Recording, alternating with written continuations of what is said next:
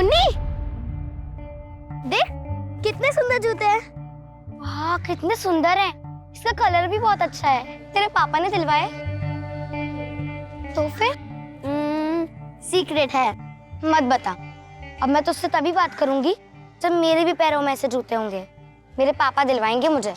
मुन्नी, तेरे पापा तुझे इतने महंगे जूते दिलवा सकते हैं, लेकिन मेरे नहीं। मंदिर के बाहर मिले थे, मन किया कि एक बार पहन लूं, तो पहन के आ गई। तूने चोरी की? मेरे पापा कहते हैं जो बच्चे चोरी करे उनसे दोस्ती मत करना। मुन्नी, मुन्नी, तेरी बारी। मुन्नी, मुन्नी, मुन्नी, प्लीज मुझे माफ कर दे। मुझसे कट्टी मत हो। तेरे अलावा मेरा और कोई दोस्त नहीं है। अगर तू मुझे अपना दोस्त मानती है तो प्रॉमिस कर, आज के बाद ना तो चोरी करेगी और ना ही झूठ बोलेगी। प्रॉमिस।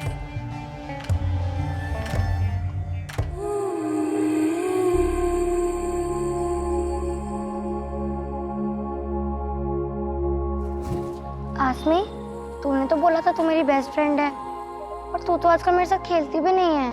अगर मैं खेलती हूँ तो मुझे दर्द होता है। दर्द होता है? कहाँ? तूने प्रॉमिस किया था कि तू मुझसे कभी भी झूठ नहीं बोलेगी। बोल ना, कहाँ दर्द होता है?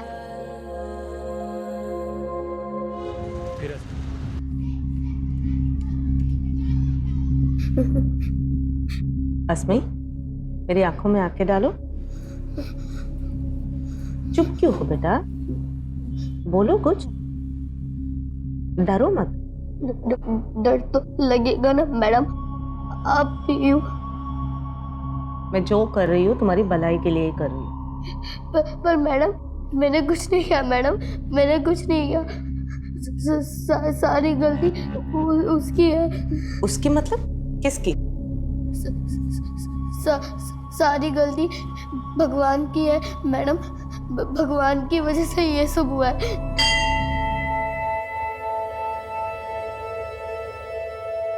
ऐसे क्या देख रहे हो बिना पलक झुककर? आपसे नहीं मांगूंगी तो किससे मांगूंगी? जवाब तो कभी दोगे नहीं, लेकिन जो मांगा है वो तो देना पड़ेगा ना। धमकी नहीं दे रही हूँ, प्रार्थना कर रही हूँ। सुननी तो पड़ेगी। 40 आके 25 दिन पूरे हो गए, बस 15 बाकी है। अब आपको मेरी दादी को भी ठीक करना है और हमें अमीर भी बनाना है।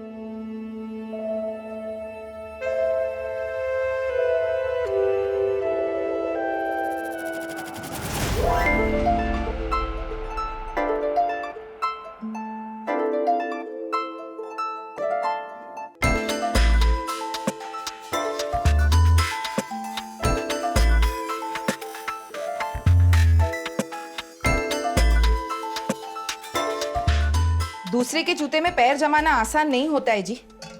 आपकी पुरानी वाली नौकरी ही अच्छी थी, आप उसके कहे पर मत जाइए। अपने हालात के हिसाब से चलिए कौशल जी। मैंने सब हिसाब लगा लिया है फरीदा। तरक्की का पहाड़ चढ़ना है तो जूते भी उसी हिसाब से पहनने पड़ेंगे। करिए जो करना है, लेकिन देखना एक दिन पछताएंगे आप। अपने पैरों पर खुद कुल्हाड़ी मार रहे हैं। अपने पैरों पर कुल्हाड़ी तो एक ही बार मारी थी मैंने, 12 साल पहले जब तुझसे शादी की थी। अब वो मार झेल के इतनी अकल तो आई है कि कभी किसी से मात नहीं खाऊंगा मैं। तो मैं भी आपको उसी तजुर्बे से समझा रही हूँ। अपना तजुर्बा घर संभालने में इस्तेमाल कर, मेरे काम धंधे में नहीं। देख मैं तुझे ना समझा।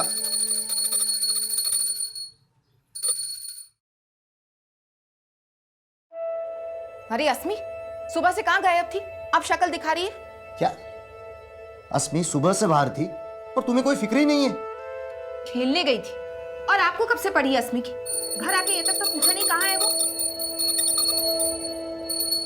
टेंशन मत लो, आ गई आपकी जुबान। बोलो क्या चाहिए? कुछ नहीं चाहिए? अच्छा हाँ दादी, हमारा मिशन जल्दी पूरा होने वाला है। 25 हो गए, बस 15 बाकी है। वो भी गए तो सबका भला। क्या खुसर फुसर चल रही है? कुछ नहीं अम्मा। अच्छा चल कुछ खा ले। खेल खेल के भूख नहीं लगती तुझे? नहीं अम्मा, आज मुझे बिल्कुल भूख नहीं है, क्योंकि आज मुझे इतनी खुशी है कि मेरी भूख मरी गई। ऐसे क्या खुशी मिल गई तुझे? हाँ ये जूते कहाँ से लाई तू?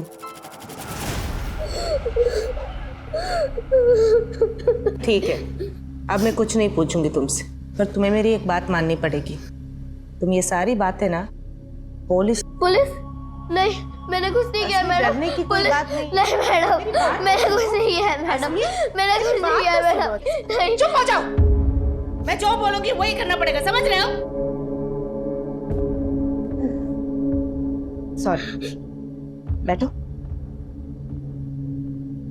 देखो हस्मी, मैं तुम्हारी भलाई के लिए ही कर रही हूँ।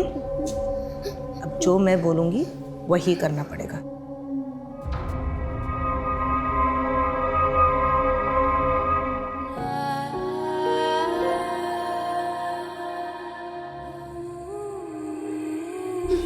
देखो, हमारे बीच में जो भी बातें हुई वो अभी किसी से मत डिस्कस करना। मैं अभी आती हूँ।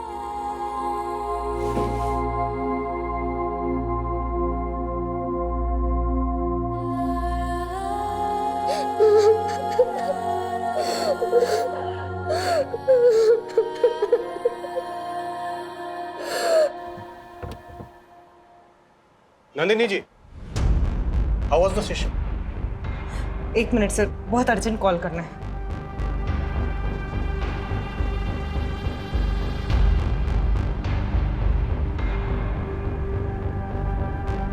मैं एलएनसी पब्लिक स्कूल में रेगुलर सेशंस करती हूँ। आज एक बच्ची का काउंसलिंग कर रही थी अस्मी। जब काउंसलिंग कर रही थी, जो सच्चाई पता चला उससे मैं दंग रह गई।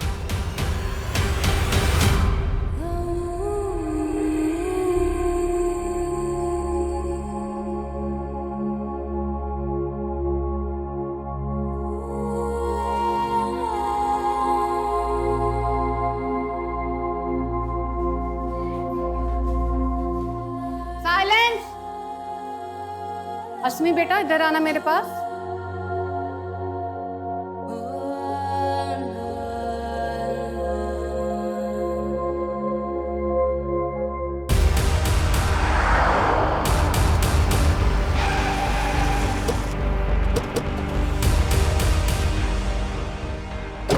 हेलो सर, मैं नंदिनी सुरवाना। मैंने ही आपको फ़ोन किया था। वो बच्ची अस्मी कहाँ है? अब वो अपने क्लासरूम में है सर। मैंने उसको समझा दिया है कि वो किसी से कुछ ना कहे। मैंने स्कूल अथॉरिटीज़ को भी कुछ नहीं बोला है। एक्चुअली मुझे लगता है अथॉरिटीज़ में ही कोई कल्प्रिट हो सकता है। स्कूल अथॉरिटीज में? जी, कोई एक नहीं है सर। अस्मी बोल रही थी उसके ऊपर 25 से भी ज़्यादा लोगों ने शोषण किए। व्हाट? छोटी बच्ची पर 25 से ज्यादा लोगों ने शोषण किया? जी।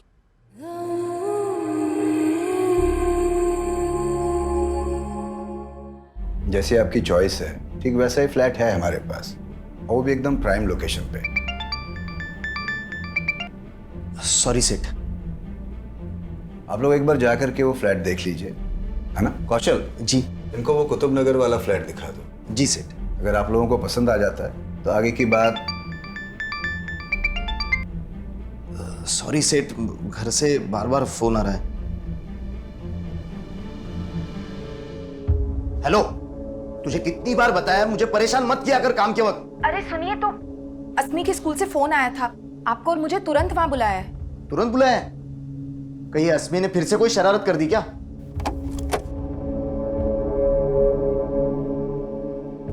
अस्मी, बैठो। आपने मुझे जो जो बोला है ना, वो सब ही अंकल को बता दो। डरो मत।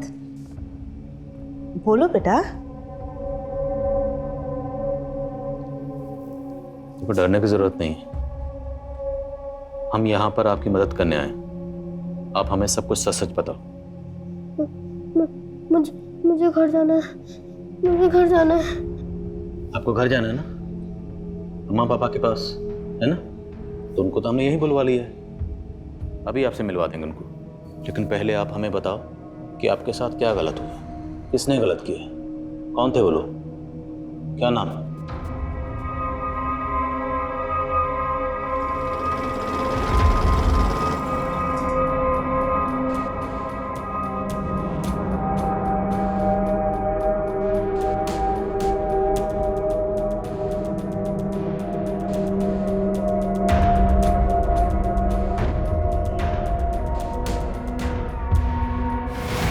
मेरे साथ कुछ बुरा नहीं हुआ है अंकल, कुछ बुरा नहीं हुआ है मेरे साथ। अस्मी, ये क्या बोल रहे हो तुम? आपने अच्छा नहीं किया मैडम, अब मैं आपकी बातों में कभी नहीं आऊंगी। अस्मी, ये क्या बोल रहे हो तुम? नंदिनी एक मिनट प्लीज।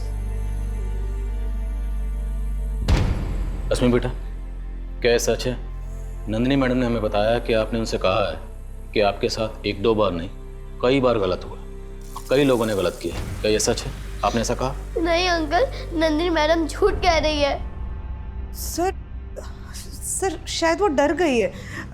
आप सच क्यों नहीं बोल रहे हो बेटा? मैं झूठी नहीं हूँ अंकल, मैडम ने आपको झूठ बोला है, मेरे साथ कुछ बुरा नहीं हुआ है, मैं सच कह रही हूँ।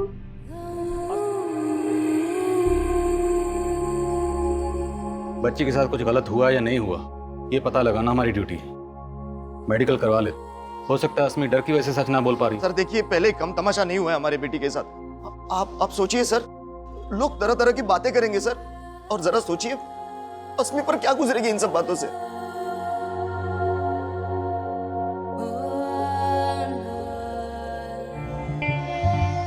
ठीक है कौशल, आप अस्मी को घर ले जा सकते हैं। जी सर।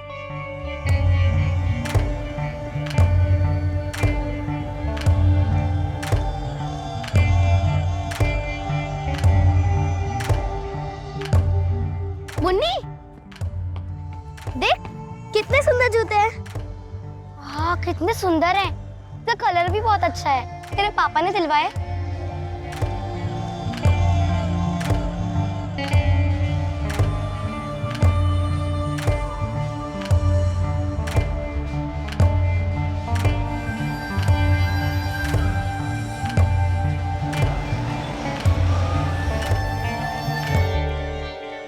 क्या सोच रहे हैं सर?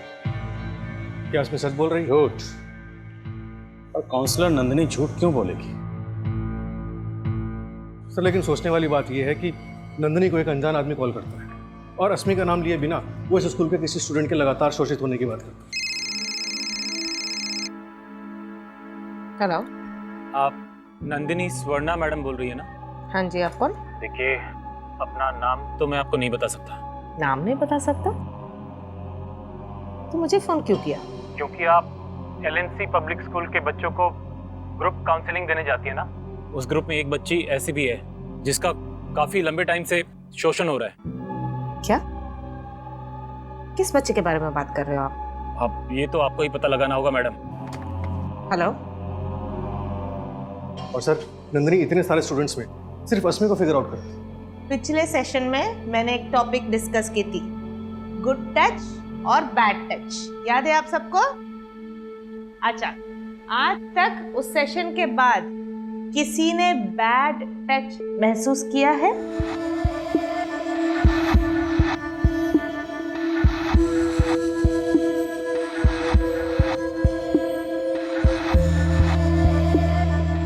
कहाँ दर्द हो रहा है बेटा? दर्द? नहीं मैडम, मुझे कोई दर्द नहीं हो रहा। सर हो सकता है नंदिनी को कोई गलतफहमी हुई हो। तुम कहना चाहते हो कि किसी कॉलर ने नंदिनी को फोन करके ये बताया कि आपके स्कूल की किसी बच्ची का शोषण हो रहा है और नंदिनी को ये गलतफहमी हो गई कि वो बच्ची अस्मी है, जबकि हो सकता है कि वो बच्ची इसी स्कूल की कोई दूसरी बच्ची हो सकता है सर। पॉसिबल नहीं है मनीष, क्योंकि नंदिनी ने न सिर्फ ये कहा कि अस्मी ने उसको शोषण के बारे में बताया, बल्कि वो दावे के साथ ये भी कह रही है कि अस्मी ने उसको यहाँ तक बताया कि शोषण करने वाले 25 से ज़्यादा लोग थे। हमें सबसे पहले उन लोगों को ढूंढना होगा जो उस मासूम बच्ची का शोषण कर रहे थे, और उन्हें ढूंढने का जरिया है वो कॉलर जिसने नंदिनी को कॉल किया था। सर अगर आपका यही मानना है तो फिर हमें अस्मी का मेडिकल जल्दी करवा लेना चाहिए। हाँ, लेकिन अस्मी के बयान और उसके माँ बाप की मर्जी के बिना मेडिकल की परमिशन लेना आसान नहीं होगा। हमें पहले अस्मी के माँ बाप को कन्विंस करना होगा। सर अस्मी के आस पड़ोस और उसके दोस्तों में बात करके देखें, शायद कोई हिंट मिले। पता कर मनीष, अभी तक इस बात के बारे में स्कूल के प्रिंसिपल, नंदिनी और अस्मी के माँ बाप के अलावा किसी को नहीं पता। बच्ची का मामला है तो जो भी करो थोड़ा एहतियात के साथ। Right sir. अस्मी, अब रोने से क्या होगा? ऐसे तो ये सब हुआ नहीं होगा। तूने उस मैडम को क्या बोला जो उसने इतना बड़ा हंगामा खड़ा कर दिया? अम्मा, वो मैडम बहुत चालाक है, मुझे भूल बोल कर परेशान कर दिया। अरे पर तूने उस मैडम को बोला क्या? बोल। पापा, मैंने उस मैडम को कुछ नहीं बोला। हाँ। वो झूठ बोल रही थी। माँ मालूम है तुमको भी सब कुछ जानना है, लेकिन अभी तुम्हारी घंटी का जवाब देने की हालत में नहीं है हम। हाँ बेटा तुम अरे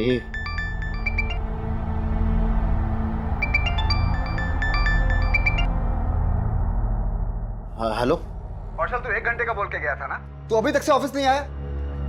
हाँ सेठ मैं वो क्या मिमिया मत, अभी के अभी तो अगर ऑफिस नहीं आया ना तो दोबारा आने की जरूरत भी नहीं है।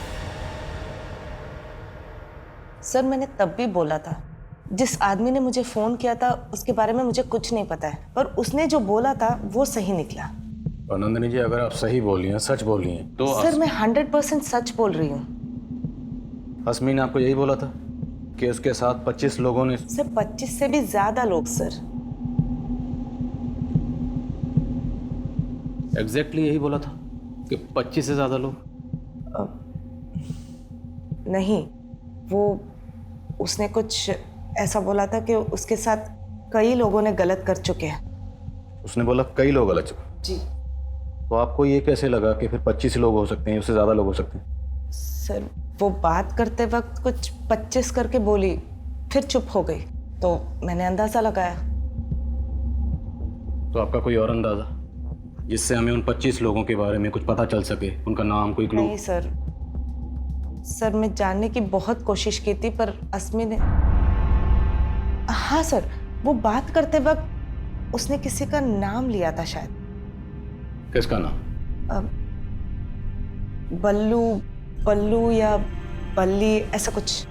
और ये नाम आपको अभी अचानक कैसे याद आ गया? सर उस टाइम पे इतना सब कुछ हो गया था और ये नाम को लेके मैं उतना श्योर भी नहीं थी, पर वो कुछ बल्लू या बल्ली ही था। अभी आप श्योर? यस सर, पर उसने एक ही बार बोला था, फिर उसके बाद उसने किसी के बारे में कुछ नहीं बताया।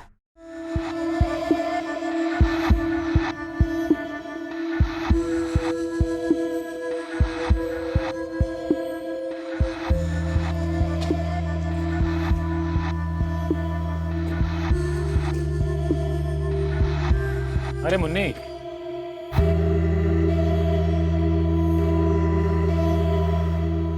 देखो मैं क्या लाया तुम्हारे लिए, चॉकलेट।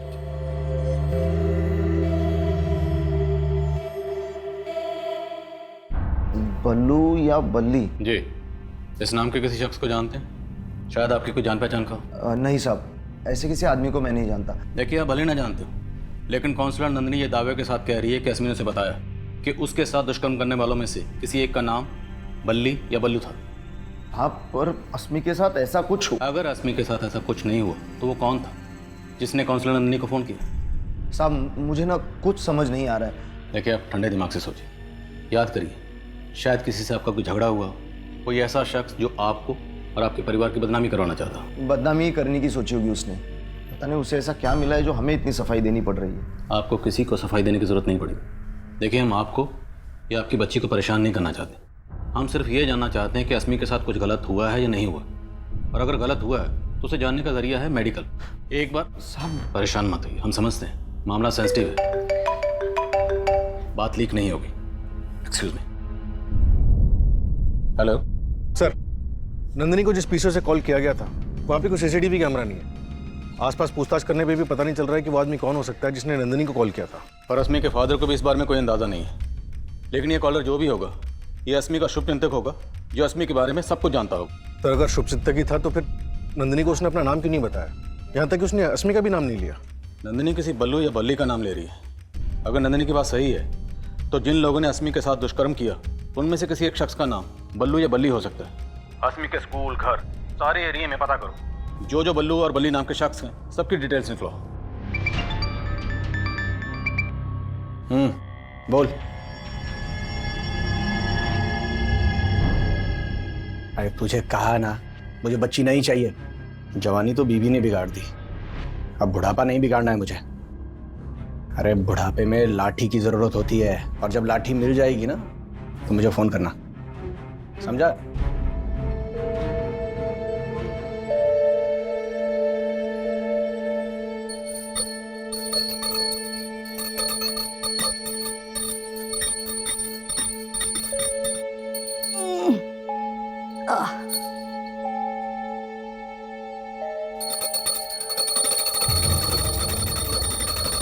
हूँ दादी, आप मेरी फिक्र मत करो, आप अपनी सेहत पर ध्यान दो, मैं ठीक हूँ।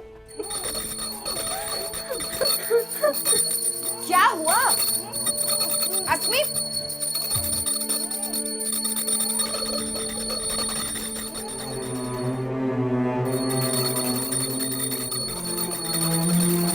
अम्मा, सिर्फ आप ही नहीं है अस्मी की फिक्र करने को, मैं भी उसकी अम्मा हूं।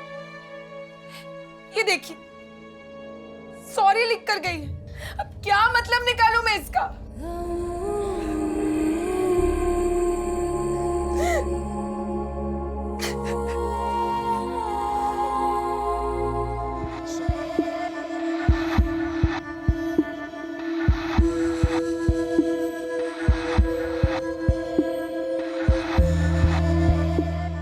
जी नहीं, फिलहाल अस्मी ने कुछ एक्सेप्ट नहीं किया है, लेकिन नंदिनी ने जो किया है वो।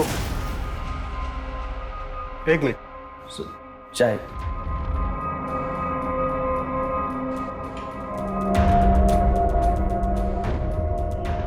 पुलिस अस्मी के स्कूल, घर, मोहल्ले, हर जगह बल्लू और बल्ली नाम के आदमी का अस्मी से कनेक्शन ढूंढ रही थी।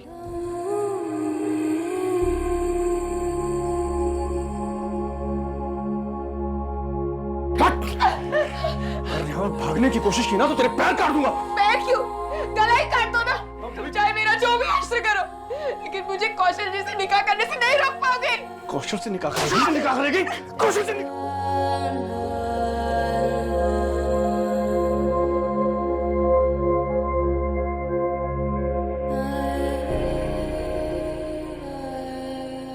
अभी हम कभी पीछे मुड़ के नहीं देखेंगे फरीदा। हम साथ मिलके ये घर बसाएंगे अपने होने वाले बच्चों के साथ।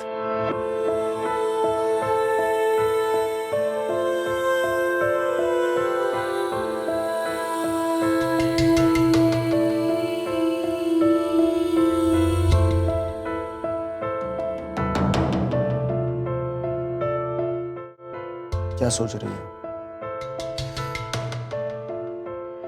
वही सोच रही हूँ जो पिछले 12 सालों से मेरा कलेजा काट रहा है। क्यों देखे थे हमने वो सपने? वो सपने नहीं होते तो अस्मी। देखो, जो बीत गया उसे याद करके हम आज नहीं बदल सकते। हर अंजाम के बाद एक नई शुरुआत करनी पड़ती है। हिम्मत से काम लो। पुलिस हमारे और अस्मी के साथ है। अस्मी का मेडिकल करवा लेते हैं।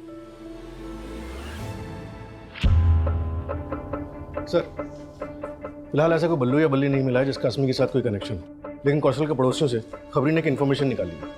फिर उसी स्त्री वाले ने बताया कि एक आदमी अस्मी, फरीदा और कौशल के बारे में पूछ रहा था। भाई साहब, ये लड़की वही है ना जिसके माँ बाप अलग अलग धर्म से हैं?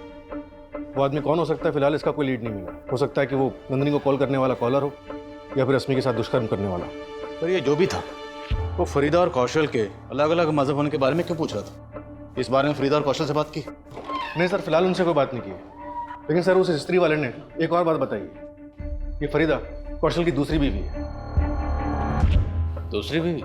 हाँ सर, 12 साल पहले अपनी पहली बीवी से अलग होने के बाद कौशल ने फरीदा से दूसरी शादी की थी। हम उसकी पहली बीवी का पता लगा रहे हैं सर। और मनीष, इन सब बातों का अस्मी के साथ हुए दुष्कर्म से क्या ताल्लुक हो सकता है? सर, हो सकता है सर, अस्मी के फादर का फोन आया था। वो अस्मी का मेडिकल करवाने के लिए तैयार है।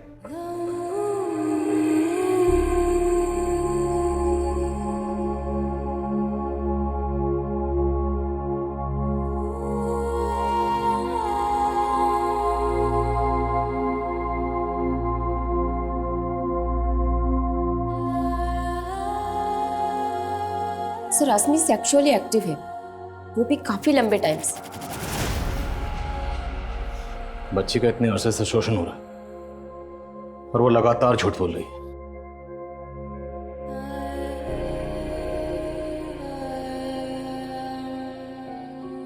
अस्मी बेटा,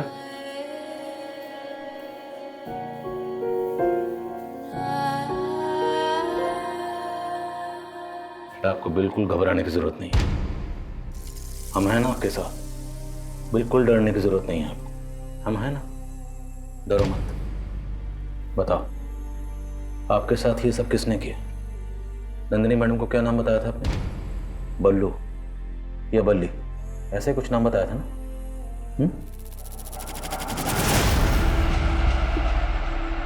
जो होना था हो गया, लेकिन अब तुम ये बातें किसी और को नहीं बताओगी,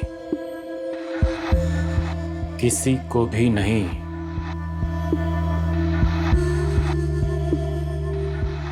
अस्मी, बेटा डरो मत, हमको बताओ कौन है जिसने तेरे साथ, बोलो बेटा।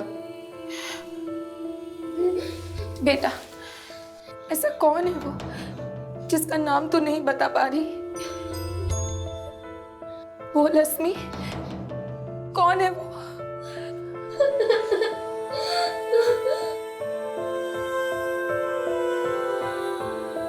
आखिर अस्मी की चुप्पी की वजह क्या?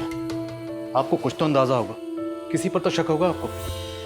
साहब कुछ समझ में नहीं आ रहा, कौन होगा जिसने हमारे बच्चे के साथ ये सब? आपके घर के बाहर जो गणेश है स्त्री वाला, कुछ दिन पहले वहां एक आदमी आपकी बेटी अस्मी के बारे में पूछ रहा था।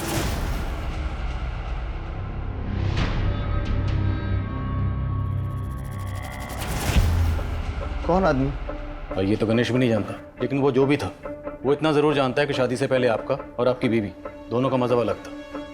हो सकता है वो आपका या आपकी बीवी का कोई ऐसा रिश्तेदार हो जो नहीं चाहता था कि आप दोनों की शादी हो। साहब ऐसे तो फरीदा के भाई को एतराज था हमारी शादी से, लेकिन उनकी तो डेथ हो गई है। और आपकी पहली बीवी, उसे कोई एतराज नहीं था, आप उसे छोड़ के फरीदा से शादी कर रहे थे। साहब सरिता से मैं डिवोर्स ले चुका हूँ। डिवोर्स की वजह जान सकता हूँ? साहब हमारे बीच बनती नहीं थी। देख रही है, थक करके काम से लौटाओ, पानी तक नहीं दे सकती। तुमको नहीं दिख रहा है मैं भी काम कर रही हूँ, खुद भी तो ले सकते हो ना। हाँ, चाय भी मैं ही बना लेता हूँ, रात का खाना भी बना लूंगा। हाँ तो ठीक है ना, बना लो, तुम्हारी बीवी हूँ, नौकरानी नहीं। क्या कहा तूने? बीवी? अरे बीवी कहलाती है लेकिन एक बच्चा नहीं दे सकती मुझे। तो आपकी पहली बीवी सरिता से डिवोर्स लेने की एक वजह यह भी थी कि उसे बच्चा नहीं हो रहा था। सबसे बड़ी वजह सरिता का स्वभाव था साहब, बहुत झगड़ालू थी वो, और ये 12 साल पहले की बात है साहब। इससे अस्मी के साथ जो है उससे क्या वास्ता? सर शायद कोई वास्ता हो, वो आदमी जिसके बारे में गणेश बता रहा था, हो सकता है कौशल की पहली बीवी के साथ उसका कोई ताल्लुक हो। उस आदमी को ढूंढना तो पड़ेगा, और उस कॉलर को भी जिसने काउंसलर नंदिनी को फोन किया था। वो वाकई अस्मी का शुभचिंतक है, जिसे शायद पता है कि अस्मी के साथ ये दुष्कर्म किसने किया था। सर लेकिन कॉलर को ढूंढने का कोई जरिया भी तो नजर नहीं आ रहा। मनीष जरिया ढूंढना पड़ेगा, क्योंकि कोई एक बल्लू या बल्ली नहीं है, 25 से ज्यादा लोग हैं जिन्होंने बच्ची के साथ दुष्कर्म किया। और ये कोई भी हो सकता है, अस्मी के मोहल्ले, रिश्तेदारों में, स्कूल में से कोई भी हो सकता है। घुस जाओ और पता लगाओ सबका। मैं काउंसलर नंदिनी से मिलता हूँ, शायद उससे कोई क्लू मिले। सर, उस दिन जब मैं अस्मी से बात कर रही थी, वो एक ऐसी चीज बोली जो बहुत अजीब था। क्या बोला उसने? पहले तो लगातार बोल रही थी इन सब चीजों में उसकी कोई गलती नहीं है, फिर बाद में अचानक से उसने एक चीज बोला, सारी गलती भगवान की है। भगवान की गलती? हाँ सर, मैंने कोशिश की ये जानने के लिए उसने ऐसा क्यों बोला, पर उसने कुछ नहीं बताया। एक मासूम बच्ची है जिसके साथ 25 से ज्यादा लोग दुष्कर्म कर रहे थे, उस गलती को भगवान की गलती क्यों बोलेगी? सर पूछताछ में ये भी सामने आया कि अस्मी अक्सर एक मंदिर जाया करती थी। मंदिर? सर अस्मी के स्कूल में एक पियोन है जिसका नाम बल्लेश्वर है, और पता चला कि उसके घर वाले उसे बल्ली भी कहते हैं।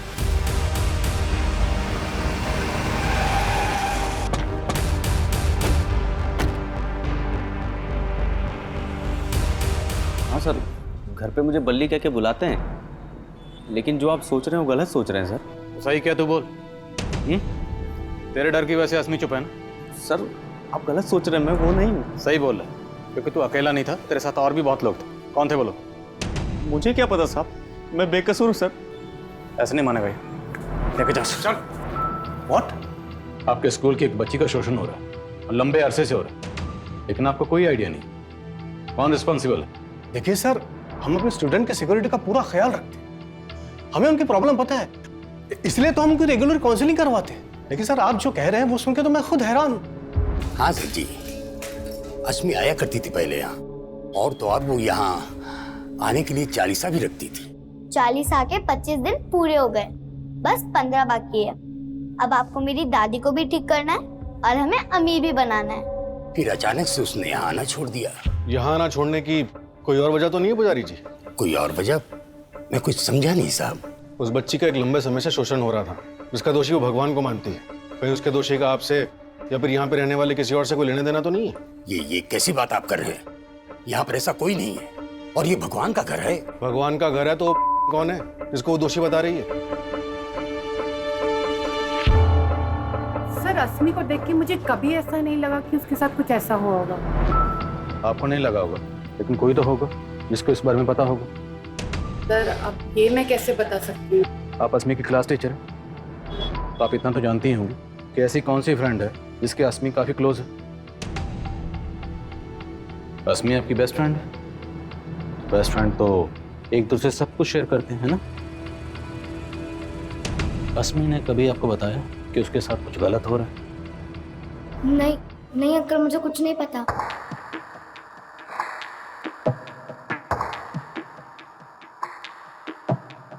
मुझे शक है ये मुन्नी जरूर को छुपा रही है। पता करो मेरा शक कितना सही है। Okay sir. देखते ही देखते खबर चारों तरफ फैल गई।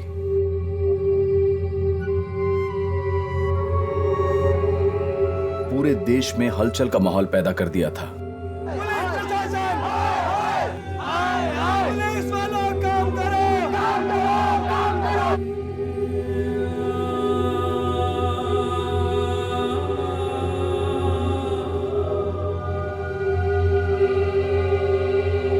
लेकिन सवाल यह था कि इतना सब सहने के बावजूद अस्मी चुप क्यों थी? और वो कॉलर कौन था जिसको पुलिस अस्मी का शुभचिंतक मान रही थी? और अगर वो शुभचिंतक था तो फिर वो सामने क्यों नहीं आ रहा था? देखिए, अपना नाम तो मैं आपको नहीं बता सकता। और वो कौन था जिसके बारे में गणेश ने बताया था? इन सभी कड़ियों को जोड़ने के लिए पुलिस अब कौशल की पहली बीवी सरिता से भी मिलना चाहती थी।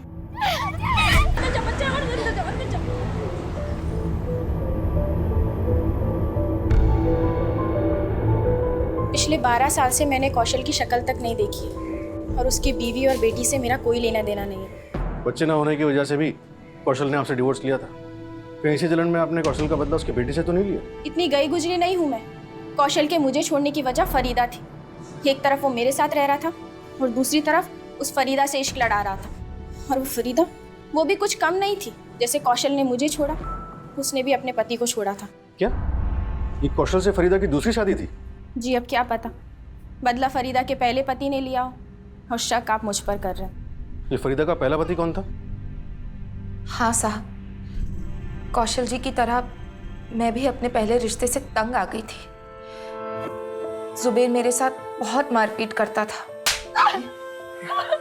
भागने की कोशिश की ना तो तेरे पैर काट दूंगा मैं। पैर क्यों? गला ही काट दो ना। ज्यादा बोलेगी ना तो तेरा गला भी काट दूंगा। तुम चाहे मेरा जो भी हासिल करो, लेकिन मुझे कौशल से निकाह करने से नहीं रोक पाओगे। कौशल से निकाल देगी, कौशल से निकाल देगी। बड़ी मुश्किल से मैंने जुबेर को छोड़ा। तो छोड़ने के बाद आप लोगों को कभी ऐसा नहीं लगा कि जुबेर इसका बदला ले सकता? साहब 12 साल पुरानी बातें हैं। पर जुबेर आया था। हमने आपके घर के सामने जो स्त्री वाला गणेश, उससे पूछा, उसने कंफर्म किया। हमने उसे जुबेर की फोटो दिखाई, उसने बताया कि यही वो शख्स है जो उससे पूछताछ कर रहा था। अब इतने सालों बाद जुबेर यहाँ क्यों आया होगा? और वो आपकी बेटी अस्मी, उसके बारे में क्यों पूछ रहा था? साहब मुझे नहीं मालूम गणेश ने उसको कब देखा, लेकिन मैंने आखिरी बार जुबेर को करीब साल भर पहले देखा था, जब मैं अस्मी के साथ मार्केट से लौट रही थी। लेकिन मैं उसे नजरअंदाज करके चली गई। उसके बाद मैंने जुबेर को कभी नहीं देखा।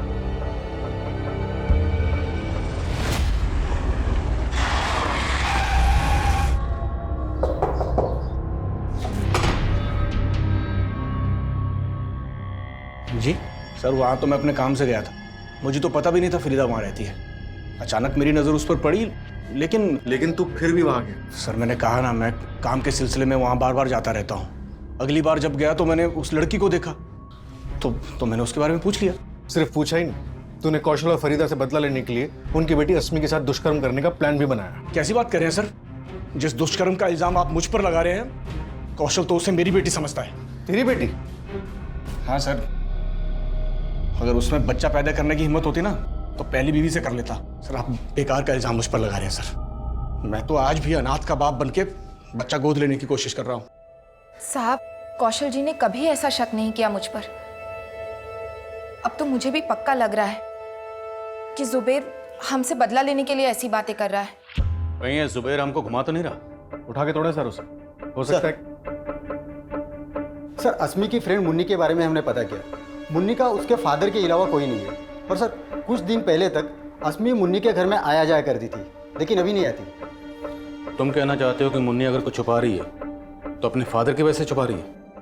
मैं स्कूल जाऊंगी तो पुलिस अंकल फिर से वही सवाल पूछेंगे, इसलिए अब मैं स्कूल ही नहीं जाऊंगी पापा।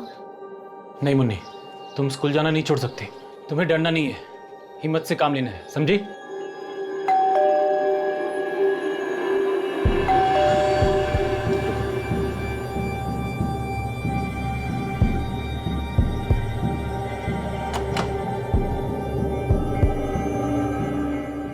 सर, मुन्नी ऐसा कुछ भी नहीं जानती जैसा कि आप सोच रहे हैं। आप बेकार हैं, बच्ची को परेशान करेंगे सर, प्लीज सर। हम बच्ची को परेशान नहीं करेंगे, तुमसे पूछेंगे मुन्नी क्या जानती है।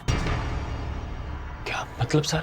बच्ची के दुष्कर्म का केस, और वो बच्ची यहाँ अक्सर आती जाती थी, तो तुम पर भी शक करेंगे ना? क्या क्या बोल रहे सर आप? कैसी बात कर रहे हैं सर?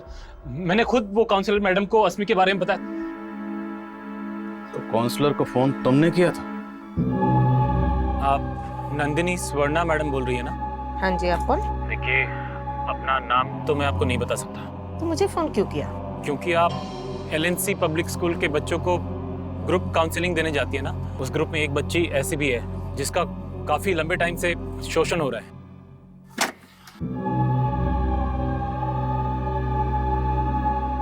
मैंने जानबूझ के अपना नाम नहीं बताया था क्योंकि मुझे लगा वो सब बातें उठेंगी तो फिर मुन्नी को भी आपके सवालों के जवाब देने होंगे सर। इसका बुरा असर पड़ता उस पर। मैं नहीं चाहता था सर। तो तुम्हें ये सब बातें किसने बताई? मुन्नी ने? हाँ सर, अस्मी ने सिर्फ मुन्नी को ही वो सारी बातें बताई थी। अंकल रश्मि मेरी बेस्ट फ्रेंड है, लेकिन एक बार मेरी उससे खट्टी हो गई थी। मुन्नी देख कितने सुंदर जूते हैं। वाह कितने सुंदर हैं। इसका कलर भी बहुत अच्छा है। तेरे पापा ने दिलवाए? तो फिर सीक्रेट है, मत बता। अब मैं तुझसे तभी बात करूंगी जब मेरे भी पैरों में ऐसे जूते होंगे। मेरे पापा दिलवाएंगे मुझे। मुन्नी, तेरे पापा तुझे इतने महंगे जूते दिलवा सकते हैं, लेकिन मेरे नहीं। मंदिर के बाहर मिले थे, मन किया कि एक बार पहन लूं, तो पहन के आ गई। तूने चोरी की? मेरे पापा कहते हैं जो बच्चे चोरी करें उनसे दोस्ती मत करना। मुन्नी, मुन्नी! मैंने जब उससे बात करना बंद किया तो उसको बहुत दुख हुआ। तेरी बारी। मुन्नी, मुन्नी, मुन्नी, प्लीज मुझे माफ कर दे। मुझसे कट्टी मत हो। तेरे अलावा मेरा और कोई दोस्त नहीं है। अगर तू मुझे अपना दोस्त मानती है तो प्रॉमिस कर, आज के बाद ना तो चोरी करेगी और ना ही झूठ बोलेगी। प्रॉमिस। रश्मि मेरे साथ बहुत खुश थी, पर अचानक से वो अपसेट रहने लगी।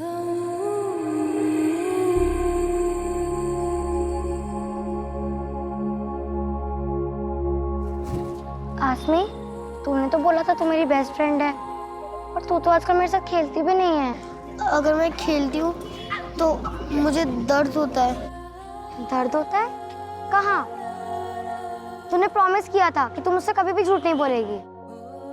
बोलना, कहाँ दर्द होता है?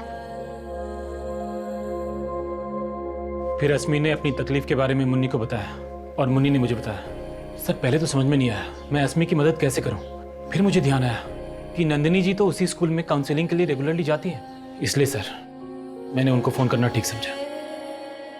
मुन्नी, आप और अस्मी बेस्ट फ्रेंड है ना? तो बेस्ट फ्रेंड तो एक दूसरे से झूठ नहीं बोलते, है ना? तो आप हमारे लिए अस्मी से एक बार फिर से पूछोगे कि उसे तकलीफ किसने दी, कौन थे वो लोग?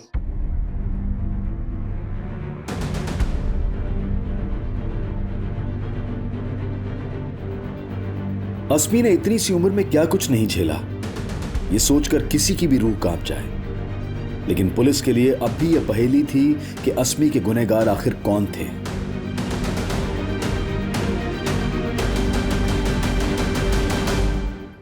बैठो। मैडम, आप मुझे यहाँ पर क्यों लेकर आई हैं? आप मुझे पनिश करने वाली हैं? नहीं अस्मी, मैं आपको पनिश नहीं कर रही हूँ। मुझे आपसे कुछ बात करनी है। आपके बाद बाकी बच्चों से भी बात करूंगी, और आपसे पहले, क्योंकि आप स्पेशल हो। मैं स्पेशल हूँ? इसीलिए तो बुलाया है। अच्छा, अभी एक गेम खेलेंगे। रेडी? ठीक है, मैं जो भी क्वेश्चन पूछती हूँ उसका फटाफट जवाब देना है। दोगे? आपका फेवरेट क्या है, चॉकलेट या आइसक्रीम? चॉकलेट। डैडी या मम्मी? अम्मा। Favourite person? दादी। वेरी गुड, ये गेम में तो आप जीत गए। अभी हम दूसरा गेम खेलते हैं। मैं जो बोलती हूँ वो करना पड़ेगा, करोगे? अच्छा, अभी आप हाथ लेके जाके कान खींचो। हाँ।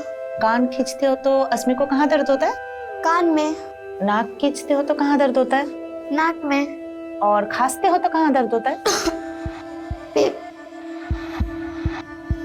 तो ये दर्द कहीं उस बैड टच की वजह से तो नहीं है जिसके बारे में मैंने पिछले क्लास में सारे बच्चों को बताया था? नहीं मैडम। यस भी और नो भी। मतलब ये दर्द उस बैड टच की वजह से है, पर आप मुझे बताने से डर रहे हो, है ना? देखो, मैं आपको एक सीक्रेट बताती हूँ। अगर आप मुझे सब कुछ बता दोगे ना, तो मैं किसी को नहीं बोलूंगी। और आप मुझे नहीं बताओगे तो मुझे आपके मम्मी पापा से बात करना पड़ेगा। नहीं मैडम, उनको मत बताना, उनको कुछ भी मत बताना।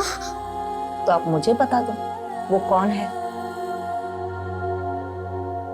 अस्मी, जैसे स्ट्रांग होके तुम ये दर्द सह रहे हो ना, वैसे स्ट्रांग होके मुझे उनका नाम बता दो। नहीं तो मैं जाके बल्लू बली, बल्लू बली अंकल। कौन है ये अंकल?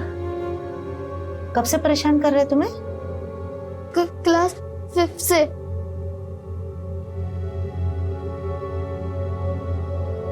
कहाँ रहते?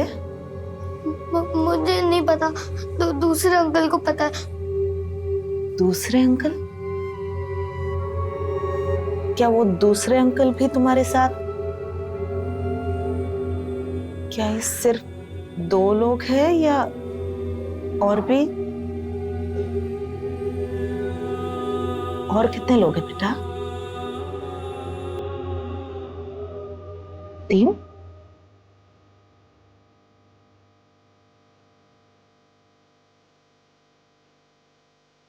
दस?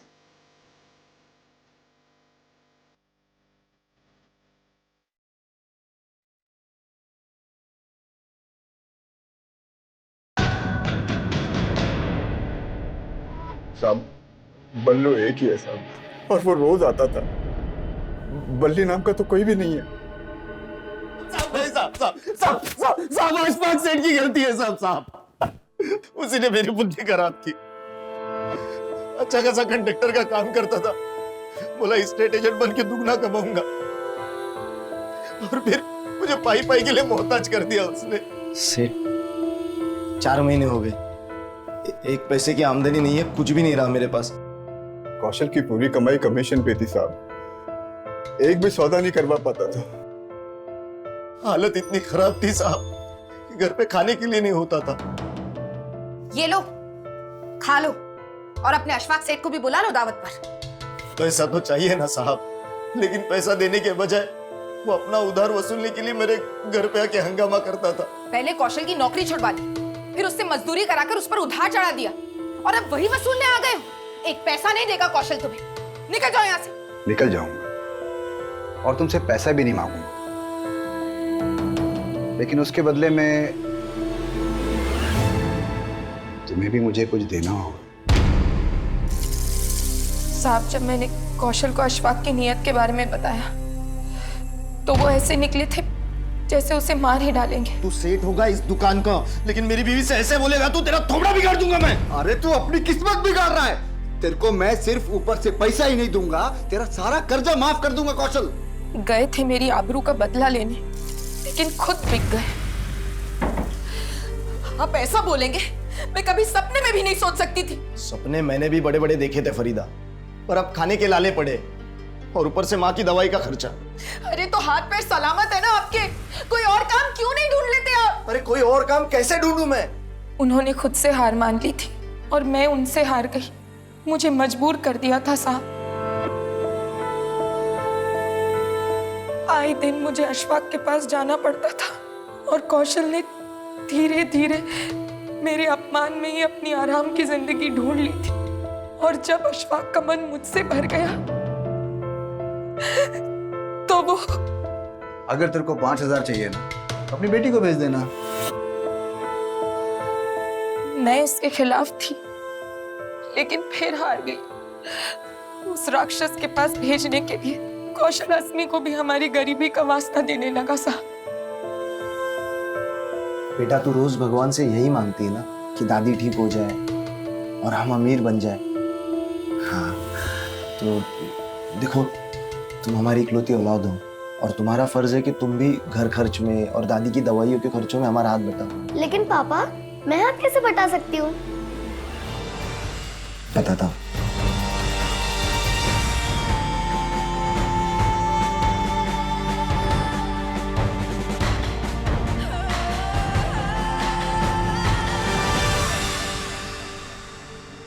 गरीबी का वास्ता देकर तुम लोगों ने अस्मी को यह पट्टी पढ़ाई कि वो जो कर रही है सही कर रही है, और अपना गुनाह छुपाने के लिए उससे चुप रहने का नाटक भी करवाया। पर तुम्हें यह अंदाजा नहीं था कि अस्मी का दर्द बांटने वाली उसकी सहेली भी है, मुन्नी, जिसको अस्मी ने सब कुछ बता दी। उस मासूम बच्ची के जहन में तुमने जो उल्टी सीख भरी, उसे मिटाना कितना मुश्किल होगा इसका अंदाजा है तुम्हें? तुम मां हो ना उसकी,